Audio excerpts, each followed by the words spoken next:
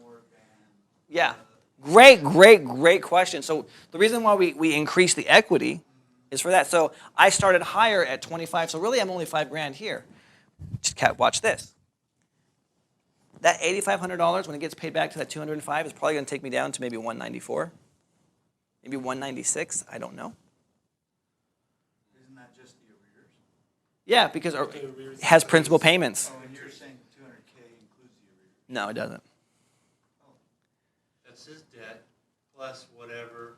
Am I understanding this correctly? 200K is his debt plus whatever he's in arrears. Yeah. So some of that is going to come in here and it's going to drop this down. And when it drops it down, then, yeah. So let's say I get in the situation and it's not. Let's say that, he gives me this extra $5,000. And let's just say that it only, because I'm going to get my new statement. And let's say my new statement is 197. I'll bump that down $2,000. I'll do an extra principal payment on it because that's the right thing to do. That's my obligation because this guy bought this house at that price. Technically, you may not have to do that because this amortization is going to accelerate faster than that amortization is. But if he were to refinance in a year, it could catch up to you. Well, you want to protect yourself, make sure you don't have it. That's exactly right. Yeah. So if that were the case, yeah, I'd do it. If it was $1,000, I would know that within 12 months of them making payments, this would have already accelerated that, and it just would have come out of my equity on the end, on the opposite side. So you're going to give them a $3,000 discount on the 225 after the fact? $3,000 discount on what? Is that what you're saying? You said that the debt when... No. When I reinstate the loan, the principal payments that have not been paid are now being paid, and when they're paid, that debt now does go down because principal is now being applied to that balance. Instead of the arrears. Yep. Are you asking about the 3,000? the repairs, The credit. credit for $3,500? No, I'm not asking. No, he's asking where did this come? So Eric's asking me, do I just go ahead and throw it? I'm not giving him credit, Eric. There's no credit. Let's just say that the arrears didn't cover any of that. He gave me a down payment. That's his money towards the house. If it's eaten up all my equity, I have to create equity again.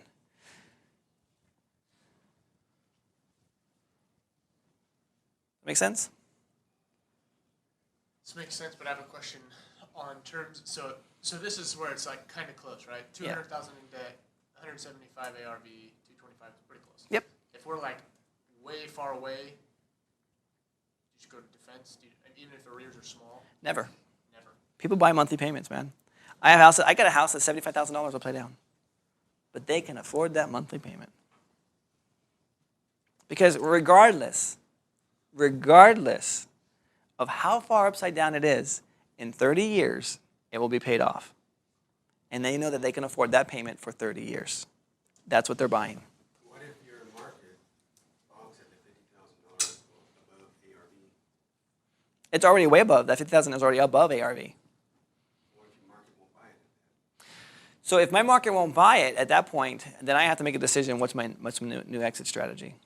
But rarely I rarely have a challenge where someone is saying that I do not want to buy something that's that far upside down. What the challenge is either the monthly payment's too high, or the reinstatement amount is too great. The risk reward benefit isn't off. So, for example, on Roby, it was like what, $21,000 for $1,100 a month payment.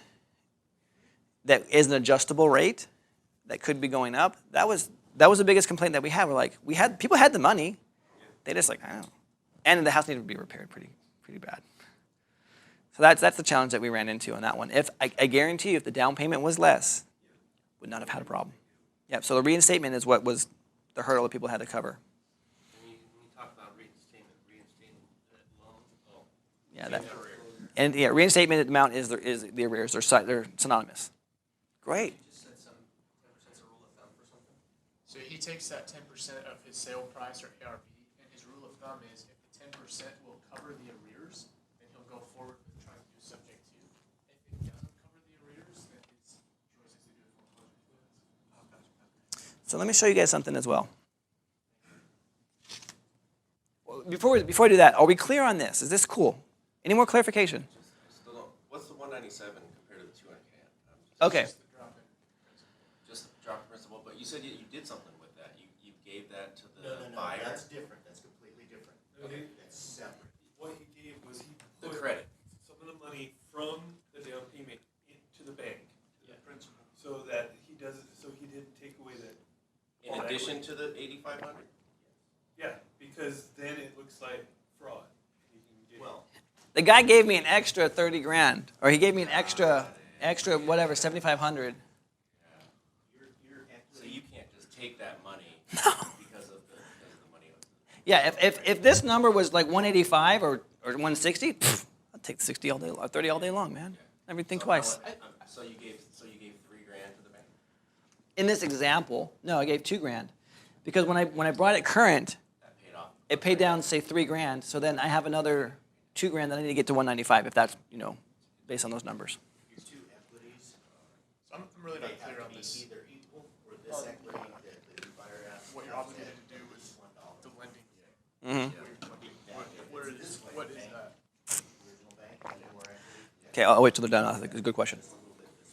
And that's only for the future, sometime when somebody sees the contract. No. I mean, could you get audited? Of course you could get audited, man. You're acting as a bank. You're being unregulated right now. But if he wanted to refinance, let's say he's on title, he's like, hey, man, or he wants to sell the property.